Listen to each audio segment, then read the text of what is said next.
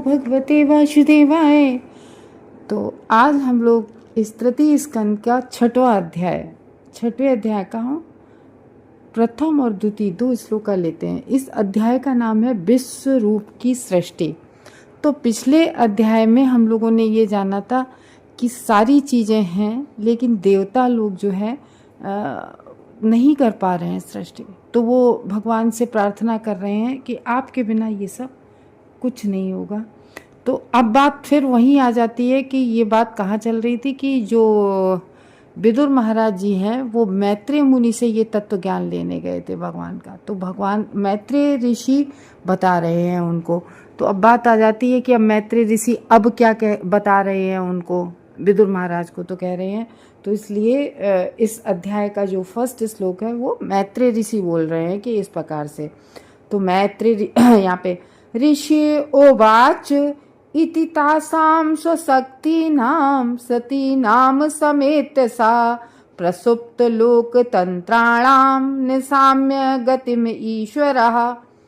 तो इस तरीके से ऋषि उवाच यानी कि वो मैत्रेय ऋषि ने इस प्रकार से कहा। इति मीन्स इस प्रकार से कहा, किससे? विदुर से। क्या कहा कि तामास यानी कि उनका, किनका?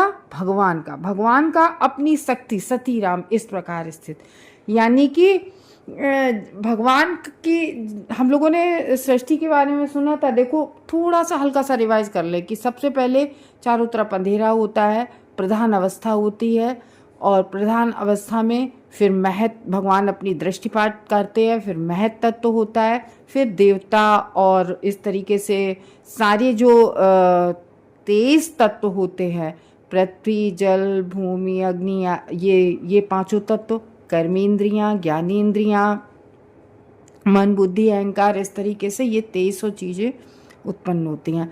अब मान लो सब चीजें हैं तुम्हारे पास, सारी चीजें हैं देवताओं के पास, भगवान ने सब चीज़ लेके दे दी कि भाई करो। अब जैसे कि एक किचन में कोई कुछ भी एक सब्जी या कुछ भी तैयार करना है तो सारा सामान रख दिया गया कि चलो तैयार करो। लेकिन अगर अब आपके पास सारा सामान है लेकिन आपको बनाना नहीं आ रहा है तो फिर वो कैसे बनेगा? तो इस तरीके से इसमें है कि देवता लोगों के पास जब सब चीज़ है तो लेकिन उसको उन चीज़ों को मिला नहीं पा रहे हैं, उन सब चीज़ों को मिला नहीं पा रहे हैं। तो इस तरीके से कह रहे हैं भगवान से। तो देवताओं, जो पिछले अध्याय में देवता लोग सब प्रार्थना कर रहे हैं, तो मैत्रेय मुनि कह रहे हैं उन सर्वशक्ति भगवान ने इस प्रकार से इस जो निलंबित यानी कि जो अभी नहीं हुई है सृष्टि, विश्व सृष्टियों में भगवान की बिना किसी सहयोग के ऐसी स्थिति में तो कुछ नहीं हो पा रहा, क्योंकि भगवान अपनी शक्तियों को सारे लोकों में सृष्टि, किसी भी लोक में सृष्टि नहीं हुई, क्योंकि भगवान की शक्ति नहीं है। भगवान की शक्ति क्या है? भगवान की जो सृष्टि करते हैं तो बहिरंगा शक्ति के बिना साथ के होता नहीं है कुछ भी कार्य।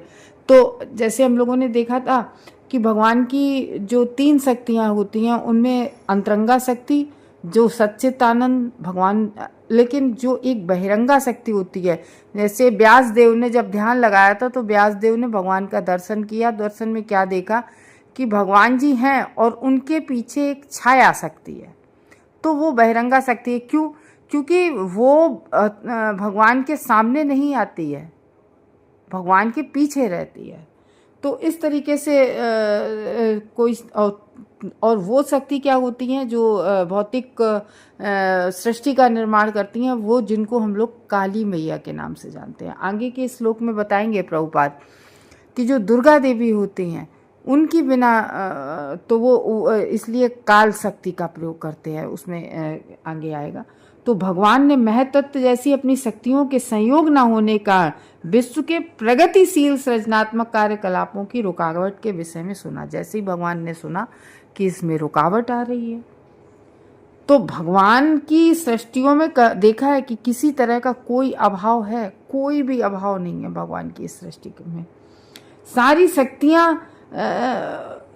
शक्तियाँ वहाँ प्रसुप्त अवस्था में विद्यमान रहती हैं। लेकिन जब भगवान की इच्छा से उनका संयोग नहीं हो जाता है तब तक कोई उसमें प्रगति नहीं होती है।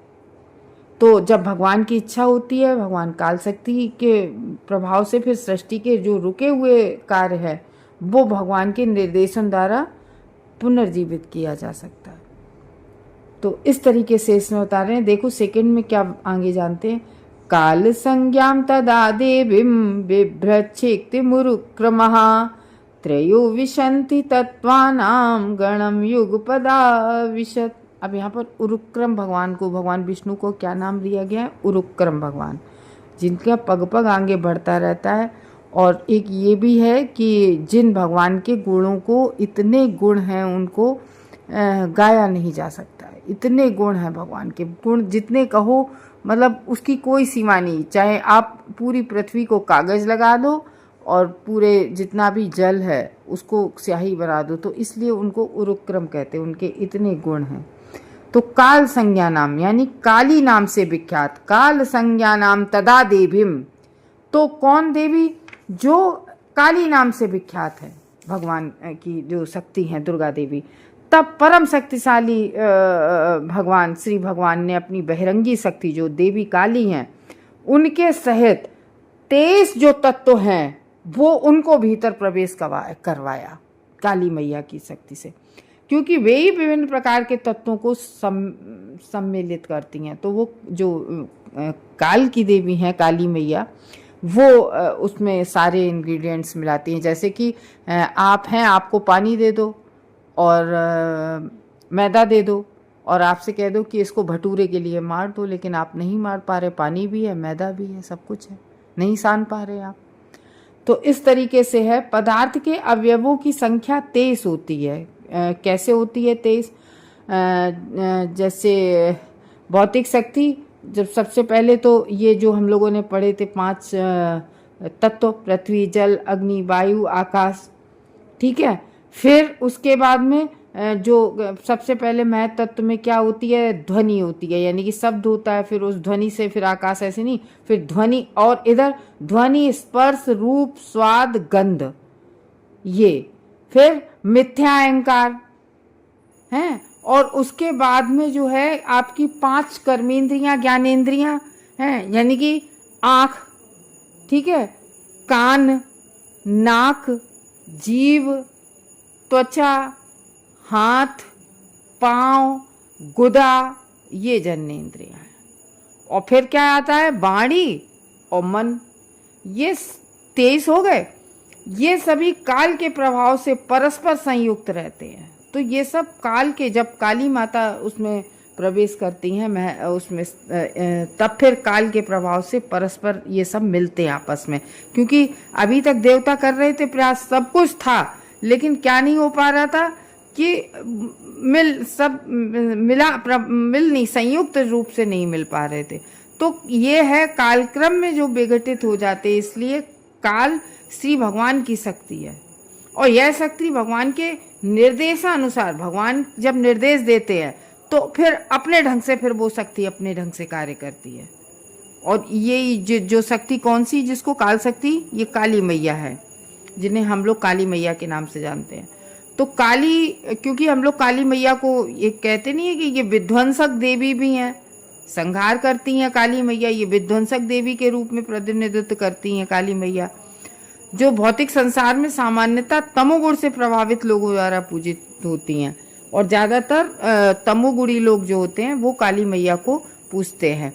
तो वैदिक स्तोत्र में सप्त षोडशस्तु विकारो न प्रकृति विकृति पुरुषा, तो जो शक्ति यानी कि जो काली मैया 23 अवयवों के संयोग से भौतिक प्रकृति के रूप में कार्य करती है, वह सृष्टि का अंतिम स्रोत नहीं है। अब आप ये कहो कि वो फिर अंतिम स्रोत नहीं है, क्यों? फिर आगे भी कुछ होता है। आगे क्या होता है? जब काली मैया ने, भौतिक शक्ति ने उस सबको मिला दिए सारे अवयवों को, अब क्योंकि सृष्टि तो जीवित होती है ना, तो फिर अब क्या हुआ? सब मिल गया, आटा सन गया, अब रोटी भी तो, भटूरे भी तो सिकने हैं।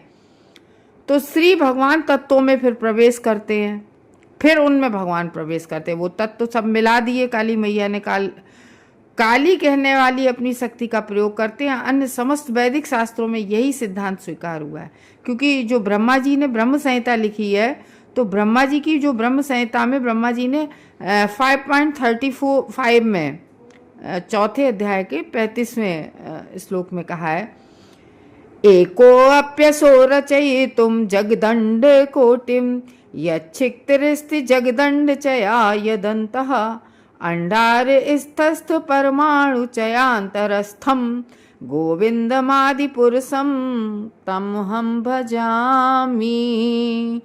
तो यहाँ ब्रह्मा जी कह रहे हैं, मैं गोविंद आदि पुरुषम तम हम भजामी, मैं उन गोविंद को भजता हूँ, मैं उन गोविंद को भजता रहता हूँ जो क्या करते हैं, जो आदि भगवान है और अपने स्वांश यानी कि महाविष्णु के द्वारा वे भौतिक प्रवृत्ति में प्रवेश करते हैं। हम लोगों ने शुरू में पढ़ा था कि सबसे पहले तो भगवान तीन अपने पुरुष अवतार भगवान लेते हैं, महाविष्णु, गर्भोदक साई विष्णु, क्षीरोदक साई विष्णु। फिर प्रत्येक ब्रह्मांड में क्या होता है कि सबसे पहले भगवान क्या करते हैं, बहुत सारे भगवान की हम लोगों ने देखा था, भगवान आकर जब प्रधान अवस्था होती है तो आकर अपने ही शरीर से काढ़ सागर बनाते हैं, यानी कि उनके पसीने से ही बन जाता है, फिर वहीं पर लेट जाते हैं उसी काढ़ सागर में। फिर उनके सारे रोमकूपों से असंख्य ब्रह्मांड निकलते हैं। तो जो वो असंख्य ब्रह्मांड निकले होते हैं उन ब्रह्मांडों में गर्भोदक साई विष्णु फिर भगवान अपना एक्सपेंशन करते हैं। तो दूसरे नंबर के पहले महाविष्णु, फिर दूसरे गर्भोदक साई विष्णु क्या करते हैं, जो हर ब्रह्मांड में निकला, उनके अंगों से निकला है, फिर हर ब्रह्मांड में एक एक एक एक वही गर्भोदक साई विष्णु हर ब्रह्मांड में प्रवेश करते हैं। फिर उसके बाद में हर ब्रह्मांड में प्रवेश करके अब जीव शक्ति होती है, फिर उसमें फिर कौन प्रवेश करता है, जो परमात्मा रूप में हम सबके अंदर हैं, वो कौन होते हैं, क्षीरोदक साई विष्णु के रूप में। तो वो हम लोग कहते नहीं है अणु में, परमाणु में, सब में भगवान है। तो वो जो क्षीरोदक साई विष्णु है वो परमाणुओं समेत सभी तत्वों में प्रवेश करते हैं। तो प्रगट सृष्टि की ऐसी अभिव्यक्ति ब्रह्मांडों तथा प्रत्येक परमाणुओं दोनों में क्या होती है, असंख्य होती है।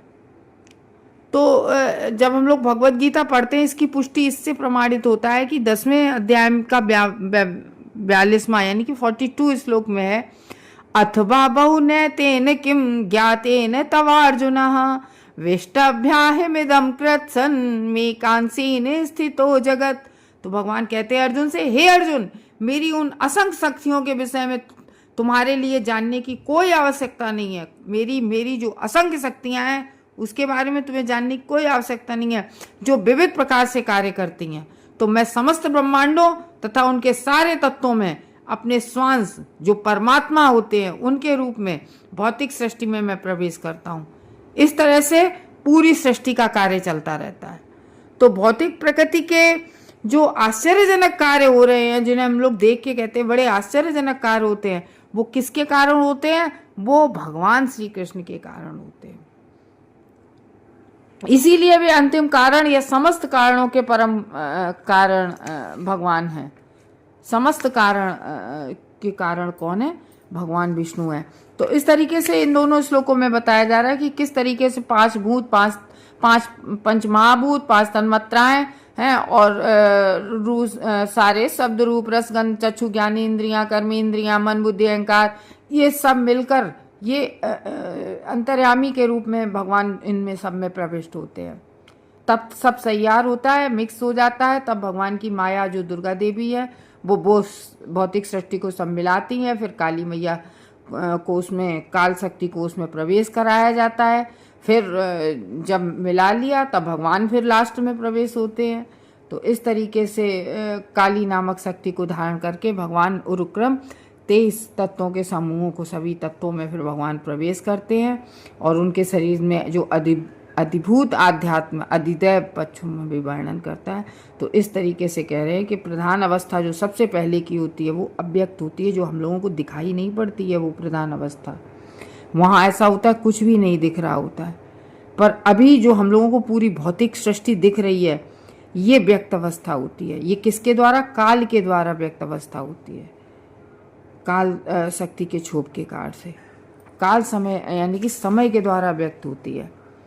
तो भगवान अपनी वो शक्ति का प्रवेश कराते हैं जिससे सृष्टि के सारे तत्व चिपकाए जाते हैं सब, यानी कि एक दूसरे में जो इंग्रेडिएंट्स मिलाए जाते हैं, फिर परमात्मा उसमें लास्ट में प्रवेश करते हैं। तो इस तरीके से इसमें कहा गया है कि 23 तत्व जो महादादी हैं ये सब प्रधान के बेकार हैं। तो इसलिए इसमें ब्रह्मा जी भी उसकी पुष्टि करते हैं और कहते हैं कि उन्हीं गोविंद आदि पुरुष भगवान को हम भजते रहते हैं। हरे कृष्णा भक्तों।